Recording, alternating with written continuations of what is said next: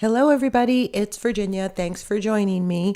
I am going to use this very first bonus episode to get us caught up to speed on Atlanta, and then Atlanta will go back to being part of our regular weekly episodes in the rotation. I just feel like we're so behind on all of these shows that I've been covering for you that I want to make sure that I do them, justice, and I bring you up to speed. Real Housewives of Atlanta, episode 3. Well, we get to learn about Britt and Mikey's backstory and kind of how they got to know one another.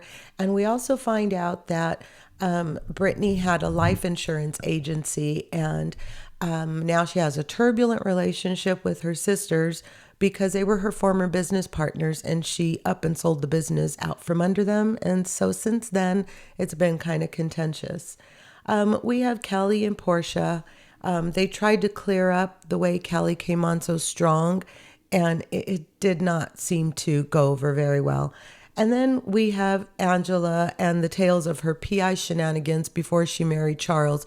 She talks about how she had to befriend the guy at the front desk of their apartment building because he would tell her all the tea, honey. So then Drew and Cynthia are talking, and Drew is telling Cynthia about all of the stress and how she's trying to clear things up about the tension with Portia. And Cynthia flat out says, like, you just need to talk to Portia about it. So Angela wants to have a vow renewal with Charles. How many of you think that a vow renewal is a kiss of death? Many people think that renewing your vows absolutely and totally will ruin your marriage. And, whether it's a myth or not, there's a lot of evidence behind it, because if you've watched any housewives shows, then almost always is there a divorce after a vow renewal. I think the only person who has not gotten divorced that had a vow renewal is Lisa and Ken. And if I'm wrong, somebody DM me and let me know. Well, Drew meets with her attorney, and that was kind of a rough scene to watch. You could tell that Drew is pretty much fish out of water with this divorce. And then we have Portia talking to her mom. These two ladies are literally living parallel lives. They're both going through the same thing. They're both having the same struggles, and they can't even see it. They could be so good for one another right now, but they just can't see it. Then we have the Balmain event. Kylie was the host of it, and it was for osteogenic imperfecta. Shamia and Angela get into it. And then Shamia and Drew at that event make up. And overall, the event it looked pretty nice. They went on and on and on about how much they were supporting this event and this organization. And I'm not throwing shade, but to be realistic, they spent $30,000 on products, and that resulted in $3,000 being donated to the foundation. At the Balmain event, Drew tries to go up to Portia one more time, and Portia just kind of puts her off. And, it's kind of a filler episode, I guess we could say. So I'm going to move on to episode 4. In episode 4, Angela and Britt take a hike, and Britt talks about how her dad died suddenly, and that was the catalyst for her wanting to get her insurance license and open her insurance agency, because she wanted to make sure that she advocated for people and that, they weren't caught in the same situation that her mom was in when her dad unexpectedly passed away. And then she goes on to tell us a little bit more about, the relationship with her sisters. And then Shamia says that she and her sisters also have a turbulent relationship. And then we cut to Drew and Ralph, and they're talking on the front lawn. And they start discussing the fact that Ralph is a narcissist. And Drew insists that he is, and he says that he's not, and he asks her to define it. And then, he apologizes to her with this smart ass comment that is, narcissists don't apologize. So therefore, I'm not a narcissist. Whatever. Ralph, I don't know. This guy, I think he just wants to be on the show. I really do. we cut back to Portia, and she's shading Drew, talking about how she's just an ambassador for Portia's hair care company. And I guess it's an extension company. Is it an extension company? Is it a wig company? I have no idea. But anyway, she's basically saying she's just an ambassador, and cut to today, even that blew up because she is not an ambassador any longer for Portia's businesses in any way, shape, or form. But Portia's discussing expanding her home decor business, etc., etc. And then we cut back to Ralph, who's giving us a tour of the basement. I understand why he doesn't want to leave the basement. It's pretty fly, and I get it. Like, according to him, he's paying the mortgage and he doesn't want to go and pay for another apartment or another house until the divorce is final. So he's staying in the basement. And if you look at the basement, it's pretty cool. So I would be wanting to stay there too. It makes a lot more sense to me now. Well, Kenya shows Kelly the shop. Kelly goes to visit her at her, soon to be open shop. And it's cute because Kelly is wearing 2 different shoes, and she calls it her Sex in the City moment. And then they both discuss why do you have a bodyguard here? And so Kelly explains that she has a bodyguard and a restraining order because she has a mark too. And her mark threatened to close all the businesses and became physically abusive, allegedly. So both of them apparently have marks that are no good, allegedly. Now we see Angela and her sister Cher, and they go out to eat. And Cher seems like she's a really insecure and kind of clingy lady. I don't mean that in a mean way. It's just that the gist of their conversation is like, you got married and you're focusing on your family, and now you're not paying attention to me. And this is a grown-ass woman, and I get it, having a sister and understanding what it's like to have a relationship with the sibling. You want it to be a good relationship, but there are ebbs and flows in all relationships. And I think that it just so happened that was a time when Angela clung more to her family and to her, immediate family, her husband, and not so much to her sisters. And Cher didn't take to that too well. So they head over to the studio, the music studio, and we see that Drew and Dennis, executive producer Dennis, what the fuck, is leading her through this song. And then there's this scene where he kind of says, like, you need to get this cut. I don't know what's going on there, but looks like Dennis is filming, right? Well, fast forward to the dinner at the bank. And Angela had arranged this dinner. She thought it would be a good opportunity. Everybody's talking mad shit about it being on the wrong side of town. And I guess all of these ladies are supposed to be wearing black. And Shamia shows up and brings olive oil as if to offer an olive branch, and apologizes to Angela for the way she acted at the Balmain event.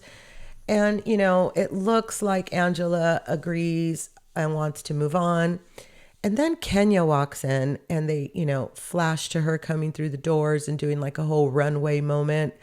And she's wearing a green dress. I just said it was an all black event. Leave it to Kenya. So Shamia plays her song for the group to listen to. And the entire time that the song is playing, Portia's talking over it. That ain't you. That's Drew. That ain't you. Is that really you? It was kind of rude, and I don't know why Portia was doing that, but it was pretty obvious. And then they start the games. Here we go again, guys. The housewives and the games, it never ends well. Why do we do this? I guess because people like me and you watch. Well, Kenya didn't start the fight. The games get going. Everybody's asking questions. Everybody got to put in a question, and Brittany gets super activated. She wants an answer to the question, and Kenya just tells her, go ahead, have your moment. And then Kenya says, peasants cannot come for a queen. And Girl, when I tell you that that just flipped some sort of a switch in Brittany, I mean, she was pissed. She starts cussing up one side, down the other. The whole dinner falls apart. Everybody kind of starts quietly leaving. Angela is kind of handing everybody their little gifts on the sly as if to quickly empty the room and avoid any more embarrassment. But when Britt's husband got there, then she really lost her mind. Take this microphone off me, baby. And they don't know, and they don't know to mess with me. And, I have a pistol and I carry it with me all the time. And what the hell is this woman talking about? I mean, geez Louise, here you are pretending to be all bougie and highfalutin. And instead of, coming across with any decorum whatsoever, you're coming across like cheap trash. Who talks about stuff like that? So the girls tell Kenya what Britt said, and Kenya is not happy. She's pissed off and she is not going to let this end. So that's how the episode ends. They, each go their own way, and we are left to wonder what's going to happen. Guess what? Because we're behind, you don't need to wait. We're going to move right on into episode 5. Shamia, Angela, and Britt. They get together and they want to talk about the dinner at the bank. And Angela admits that she wrote the question that caused all the drama. And it was because she wanted to have Britt's back. And that's the stuff that they do on these shows in order to advance the storyline. And I don't know why they, decided to go that route, but they did. And so I hope it doesn't get dragged on too long, because right now it's entertaining, but it could get stale really quickly. Kenya invites Portia and Kelly to the salon to show them the work that she has done right before she's getting ready for her opening. And Kenya tells the girls that Britt was way disrespectful and that she's going to run a background check. Okay, spoiler alert, she does a lot more than run a background check. Angela goes to have lunch with her daughter, Amari. And Amari tells Angela about how Angela's sister is just being awful to Amari. So the story is that Angela bought a home for her mother, her sister, and Amari. And things got so bad that Amari had to move out of the place. And it's not really clear if she's back there yet, but obviously there's a lot of drama going on. So Angela is upset that Amari didn't tell her sooner and vows to get things resolved and, set her sister straight. And then Portia meets with Brittany, and Portia defends Kenya. And she's like, what you said was out of line. But nonetheless, she's kind of trying to play the part of a peacemaker. And I don't think Brittany's ready for it. You guys, everything at Kenya's event looked absolutely gorgeous. I mean, you could tell that it was a labor of love. And you'll remember that she said she basically spent her daughter's college fund getting this place up and running.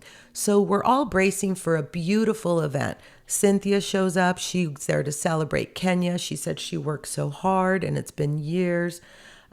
Britt and Kelly, they arrived together. And then Angela, they flash to her and she's explaining to Kenya that she's on her side and she didn't like what happened. And then Drew confronts Portia again. And what does Portia do? It doesn't work out. The talk goes south immediately and Portia walks away. These two are like oil and water right now. They really are. And I'm going to say it again. I don't understand. They are living parallel lives. They are more like-minded than they know they are. And they could probably be having an amazing relationship and supporting one another through this crappy time they're both going through. Then Britt arrives with flowers. So she showed up with Kelly, but for some reason it looks like Kelly's already in there, and then Brittany walks in with the flowers. And she goes up to give them to Kenya, and Kenya literally just ignores her like she's not even there. And so Britt gets a little embarrassed and puts the flowers down and says she's going to leave. And then Kenya quickly tries to get everybody's attention. Like, it was weird. You could tell that she was like falling all over herself to get her project or her program going as quickly as possible. And we're soon going to know why. She notices that Britt's leaving, and then she gets into this soliloquy about how people cannot bring her down, and they've been trying, but this is such an important thing to her. And then she pulls out a poster of a before and after with Britt and all of the plastic surgeries that she had. Now, we don't get to see this poster. We only see the audience's reaction. And it's, a lot of gasps and sighs and, oh my goshes. But that's not the worst of it. She pulls out another poster and calls her a video hoe. And it turns out to be a poster of Brittany in a compromising position. I'll spare you a lot of the details, but if you've read anything on social media, then we know that Brittany admitted that these pictures were in fact true, that they were readily available on the internet, even though she had paid someone to scrub the internet. The sad thing about it is that they were pictures taken in high school of her orally pleasing her boyfriend. So isn't that illegal for those to be out there, or was she legal? And then she goes on to say that she also did some other stuff. It was so uncalled for. It was so bad. I mean, there's so much to say about this.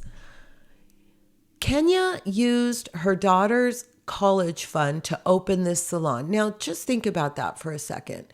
You spend years of your life while in the middle of divorcing what is a jackass of an ex-husband. You finally get through all of that. You're focused on your business. You're really kind of afraid that maybe it's not going to sustain you, but you give it your all anyway, and everybody's behind you. And you have this gorgeous opening with the press there and everybody you know. And you decide to make it about some girl who pissed you off a couple of days before because she said something about having a pistol.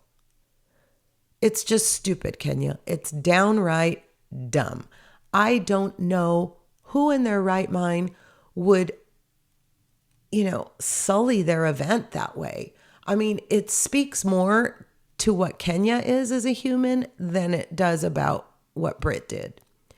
Now, did I feel sorry for Britt? Yes, absolutely. I felt sorry for her. The sad thing was she wasn't there to see it. She had already walked outside. But when Kelly saw it, Kelly was like, oh, hell no. And you hear Cynthia saying, I don't want to see this. And she goes on to say some more graphic stuff, but I won't say it. And then Portia says, this is terrible. Like, I don't even want to be filming. Cut the cameras. And that's basically where it ends. But, they do show that Cynthia is telling Kenya point blank that what she did was wrong. And, we now know that Kenya is no longer on the show. So I don't know who got the shortest end of the stick. I really hope that her salon is successful because she lost her gig on The Housewives. I'm hoping that she's put on pause. I think that her transgression was pretty lousy, but, Britt came in hot and heavy as a newbie, and I don't like her, you guys. I don't like her energy. I don't like how she fights. I don't like what she considers to be important in life. Like that one scene where she's in test driving the new car and she asks her husband if it's in the budget and he says yes. And we know she didn't buy the damn car. So what's with all of the fronts? I don't get it. I hate people that are phony like that. So that's my 2 cents. I hope Kenya will be back. I'm not at all condoning what she did. But, I think she thought she was going to have a moment. And I can't get past the fact that this got on the air because there are so many producers. Each housewife has their own producer, and then there's all the camera people and all the, the showrunner, et cetera, et cetera. And so how did huge posters sitting right off to the side. Of course, they were facing backwards, but they were right there. How did they get in there, set up, put in the perfect position without anybody from production noticing? I call bullshit. I think production might have been in on it and, allegedly. And if they were, then what a crying shame that Kenya ended up, losing the most out of this. But, it was her choice. She didn't have to do what she did. So we're going to move on because we had Britt Eady on Watch What Happens Live, and I just wanted to spend a couple of minutes talking about this. So Britt said that Kenya was mean to her from the start. And when Andy presses her and says, like, what do you mean? She can't come up with anything. And he points that out to her. So in that moment, I'm wondering to myself, is Andy regretting the fact that they let Kenya go and they kept Britt? Is that why this question is being asked? Because it really sounded pro-Kenya. Well, Brittany says she never had a gun in her possession at all, and she admitted that she was wrong. And then when asked about Kenya's antics, she said she thought it was a lot of a coincidence. And she thought it was weird that she wasn't uninvited to the opening. Well, yeah, because she was busy making posters so that she could humiliate you in front of God and everybody. She wasn't going to uninvite you. How else is she going to humiliate you? That was such a bad move. When asked if she has one last thing to say, she basically doubles down and says Kenya planned her own funeral. I think this girl needs to plant her feet a little more firmly on the ground. I don't know that we're going to see Britt back next season. I don't know that I want to. If I'm in the minority, somebody tell me so I could stop dragging her so much. And if I'm not, tell me so that I can feel better about dragging her so much. Then Andy asks Britt about Phaedra, because we all know Phaedra is going to be joining soon. And I guess everybody thinks Phaedra is going to save the franchise. I mean, Phaedra's a cool cat and a beautiful character and really good for reality TV, but I don't think she could save the entire franchise. Well, Britt says Phaedra is the OG and the real deal. I guess she decided not to try and challenge another queen, so her approach is going to be a little more ass-kissing and a little less pistol slinging with Phaedra. Who knows? We'll have to stay tuned and see. I hope the franchise makes some changes. So we know Kenya's not there. Maybe they'll bring her back. We haven't seen the rest of the season, so I can't, make any sweeping comments.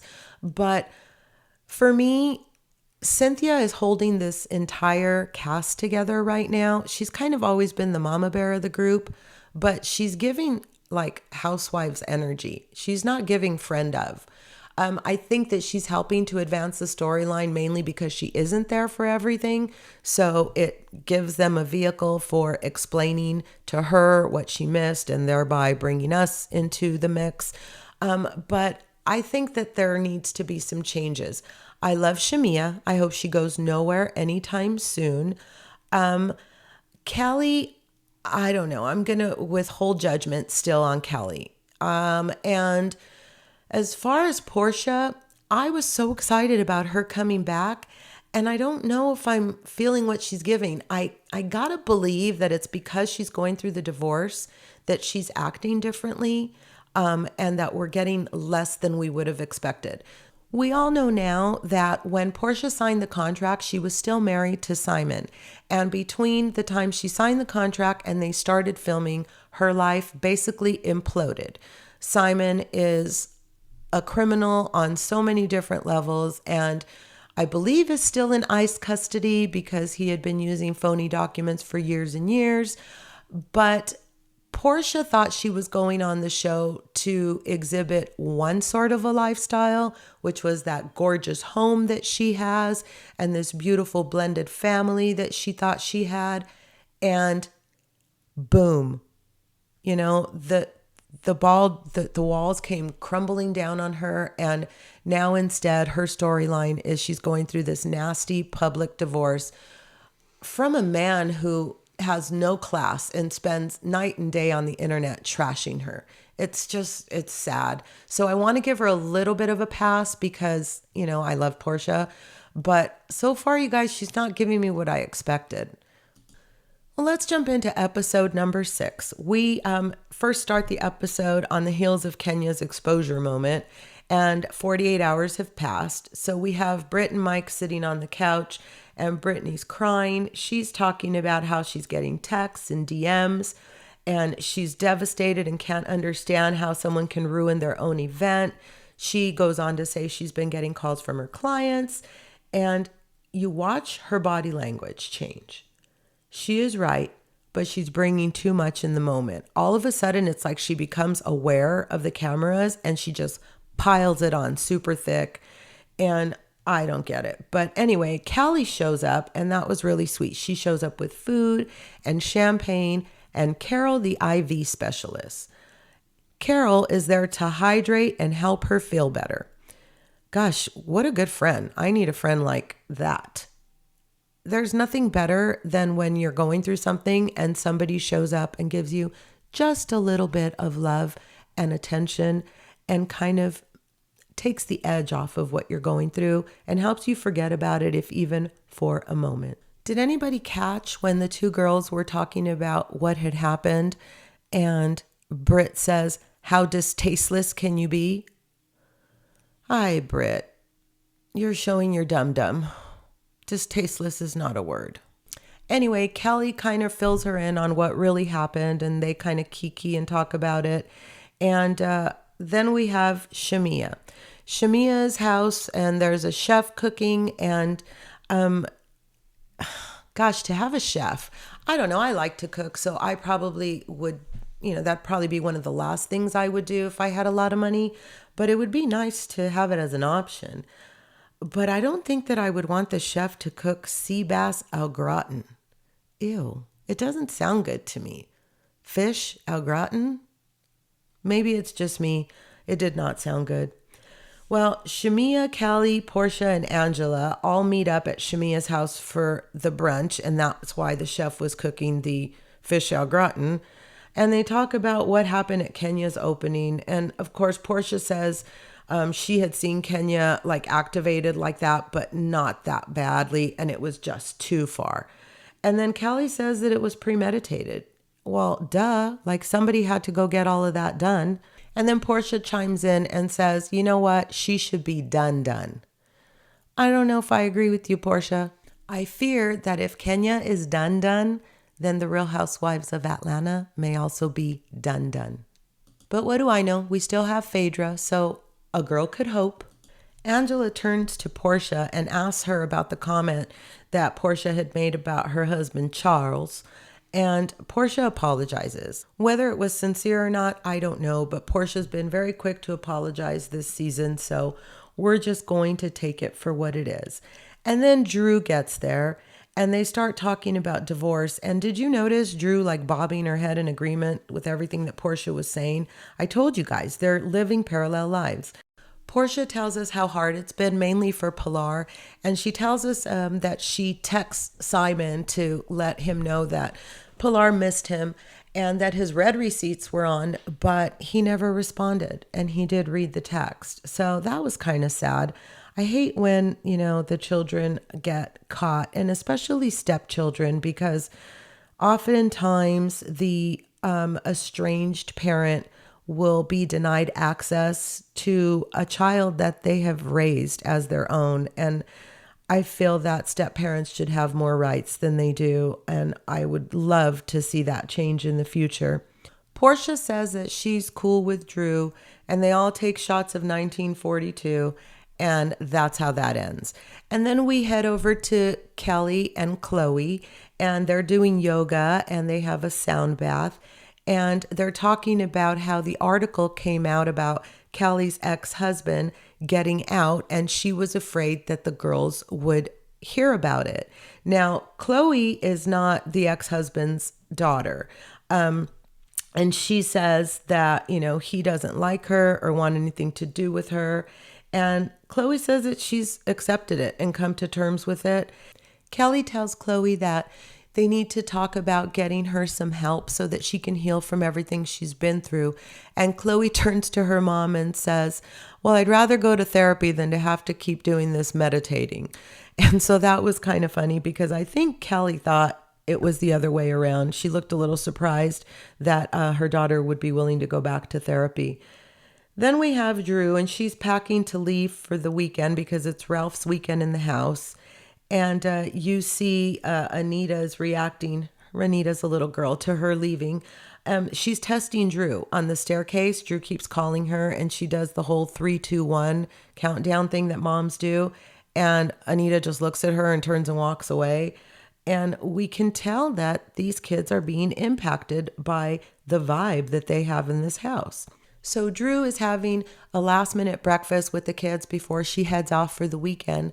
And lo and behold, she looks over her shoulder and Ralph is standing there. He, walked on up from the basement because according to him, it was his time. And she was shocked because he just never did that before. And so they start talking about an exterminator bill. And Drew says that her attorney said that he was supposed to pay for it. And he kind of blows a fuse. To hear Ralph's side, he pays for everything and he doesn't understand why she can't pay $100 exterminator bill. And so Drew and her sister jump in the car and she makes some snide comment about she better get off of the property before he reports her or whatever. Now we have Shamia, and she's in the studio with RL and B Flat and Leah Huger. I don't know these names, but apparently they're very popular in the R&B world. So good for Shamia. Shamia says that she's hurt with Portia about how Portia acted when she was playing her song at the bank dinner. And then Drew shows up and they talk about the Portia comment again. And Drew says that don't make no sense. And neither does that double negative Drew.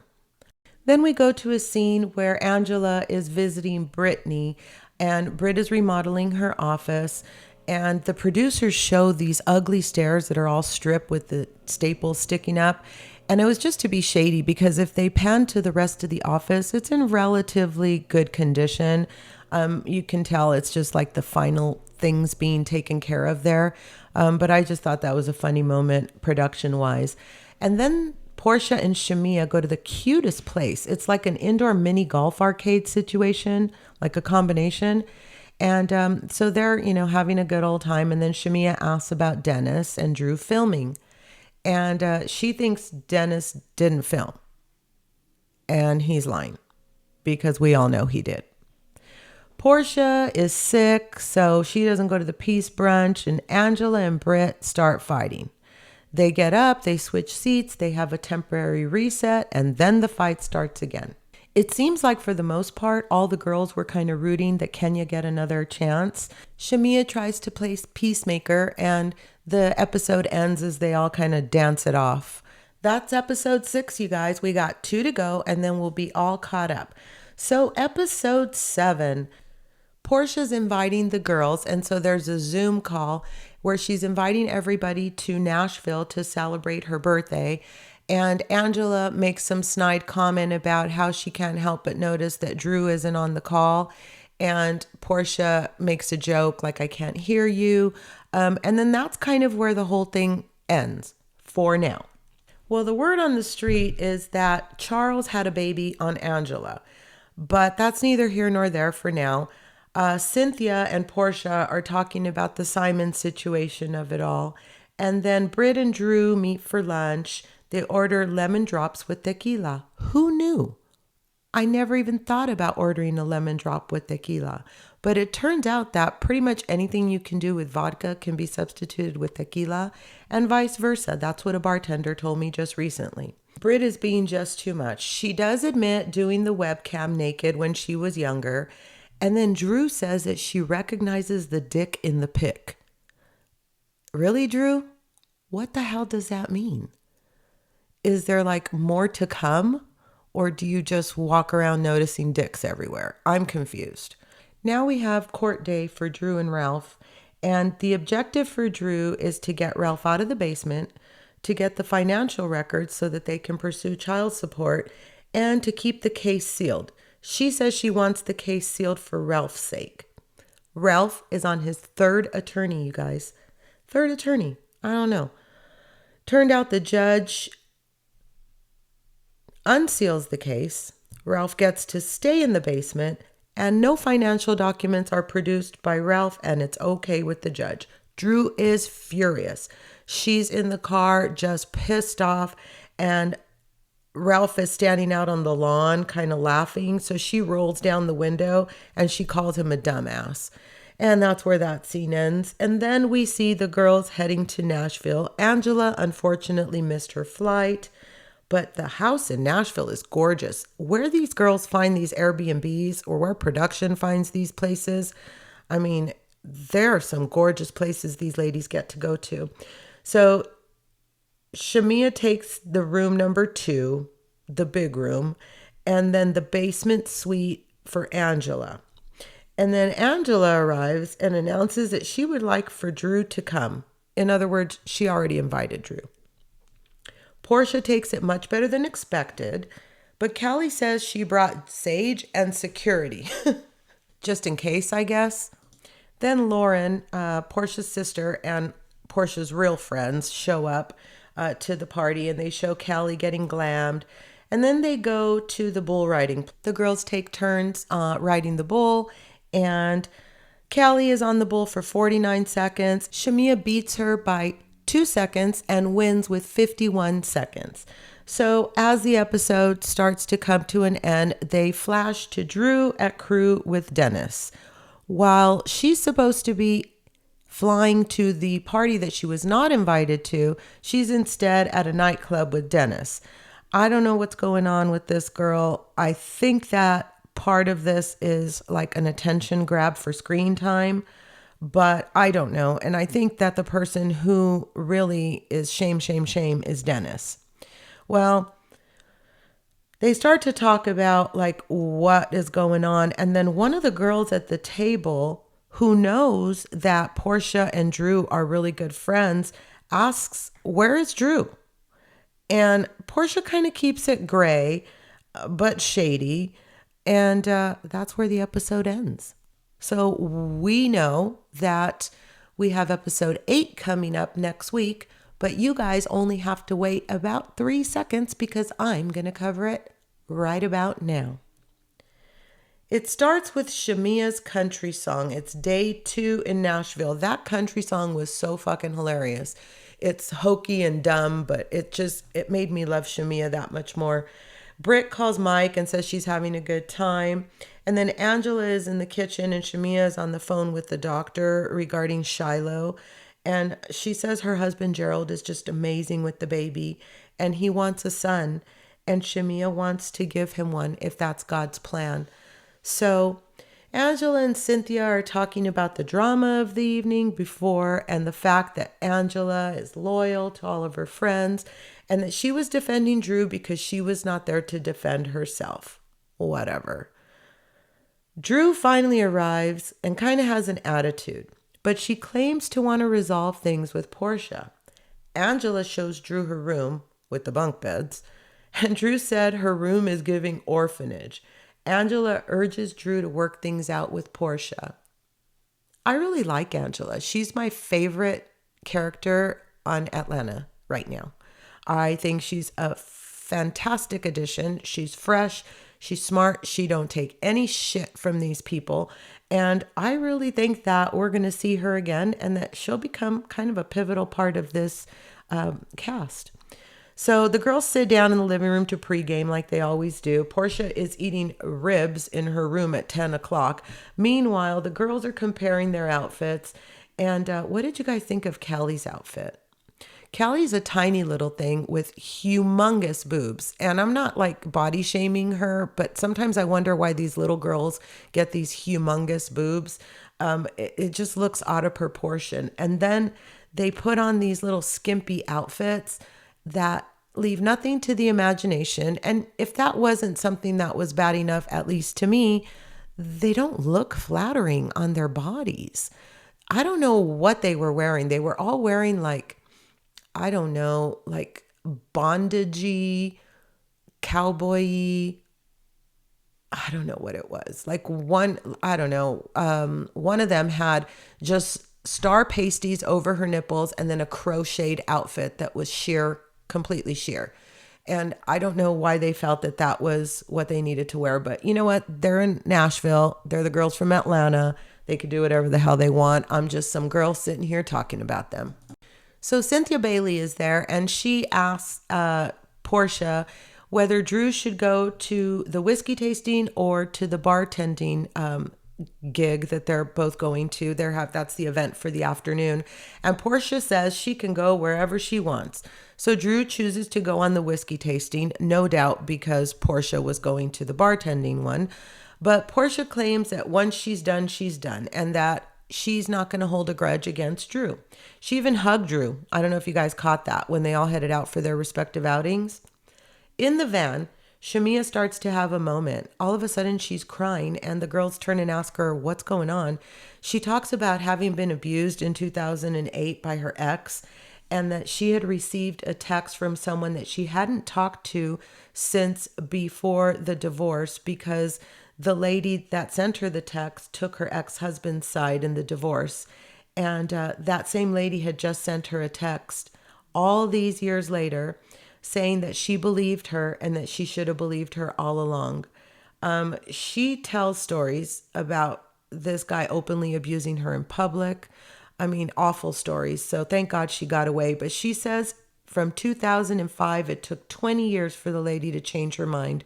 So the girls kind of all embrace her and, surround her with love. And then Callie, Shamia, and Portia, they head to Coyote Ugly for bartending lessons. I hear that place is a hoot, but it's downright, raunchy. So Clase Azul shots are served, and the ladies take shots coyote style, which means no hands, on their knees, on the bar. If I'm being honest, it looked kind of raunchy to me. The girls are taught how to mix a couple of drinks, but mostly it's just a bunch of shenanigans with them. And then at the other group, the whiskey tasting group, Angela, Drew, Cynthia, and Britt, they begin tasting whiskey straight out of the barrel. And Cynthia is indulging, and everybody starts to get kind of buzzed. Drew gets the idea to take a bottle of whiskey with both of their pictures on it to Drew as a peace offering. So Portia announces once they get back in the van that they're all heading back to the house for a beautiful cowboy dinner and then to just chill. Portia tells the girls what happened the night before and why her friends were asking about Drew, which is because they know that the two knew each other, like I just said, and ordinarily she'd be included. And Portia thought that Angela might have been setting it up because she said at the peace brunch that she was talking to her about Drew. I'm not sure that's exactly what Angela said, but there you go. Angela claims that she was trying to help repair the friendship by inviting Drew. And we all know that the truth is that production was behind all of this and that Drew needed to come in order to film and collect her rate. So Britt says that she doesn't feel supported. Angela walked into the peace brunch, says that Britt walked into the peace brunch with a sense of entitlement, and maybe that's why she felt that way. And then Brittany gets more and more heated, and Cynthia comes to her defense. So Angela kind of backs off and apologizes, and Britt seems to not hear the apology, and she just kind of keeps going. This is what I don't like about this girl. As soon as the camera gets on her, she just activates and keeps going and going and going. I don't know. Drew explains, I understand what Britt is going through, but honestly, we're just missing Kenya. Brittany looks completely smashed in the back of the van. Did you notice that? It turns out Cynthia can hang because she's still doing okay. But Britt is a lightweight, and all the girls are stumbling back into the house feeling all sorts of good. Back in her room, Portia has a FaceTime with PJ and Dennis. And then all the ladies kind of start to show up for dinner. Cynthia's first, and she's overwhelmed because the guys, cowboys, that are going to be serving dinner are all shirtless, so she gets all verklempt. And the girls all start to file in for their normal pregame cocktails. What did you guys think of the cow print outfits that the two girls were wearing? Well, Shamia said that she didn't know who she wanted to milk first. So I don't know. I have my opinions on that too, but I'll keep them to myself. I don't want to shame the gals in Atlanta any further than I already have because, listen, I'm not from Atlanta. Maybe it's normal to walk around in cow print. Who the hell knows? But Portia walks into the room and the entire vibe changes. She is very demure. Portia explains she got a call from somebody else telling her that Dennis had filmed with Drew. Well, the girls in the room don't know that. And, she explains to us that she's more upset with Dennis than with Drew because he chose opportunity over family. But still, the girls don't know why she's so upset, and everybody's puzzled. Enter Blake, the line dance instructor, a bundle of energy, this guy. And he calls out for the cowboys and the housewives, and it begins. The craziness begins. They start to, learn the line dance. And I'm not sure if it's the alcohol or if it's just that the girls can't dance. In fairness, line dancing isn't the easiest to pick up right away, but I picked it up. Regardless, it was kind of a shit show. Then the girls eventually sit down to dinner, and Kelly finally asks Portia what was wrong. And Portia says she took medicine and she is just tired. That's not true. And it's clear she just doesn't want to bring up what's going on. She sticks to her story. And they talk about their respective days. Britt says they resolved a lot. Angela feels like she is being singled out. She wants Portia to be accountable and doesn't let up. Why did she go there? Everything was fine. And Angela, this isn't your fight. I like you. I just said I liked you. Like, back off. Cynthia says they should move on and for Portia to answer her question. And Portia says, I think Angela should kiss my ass. Somebody asked if Portia is all right. No, actually, I think it was Drew. She says, I know I'm not invited, so are you okay with me being here? And Portia says, you straight. Sheesh. Warm and fuzzy, huh, Portia? So then Drew announces that she got her a bottle of whiskey and that she's going to leave because, this is immature. And, all the girls start to protest.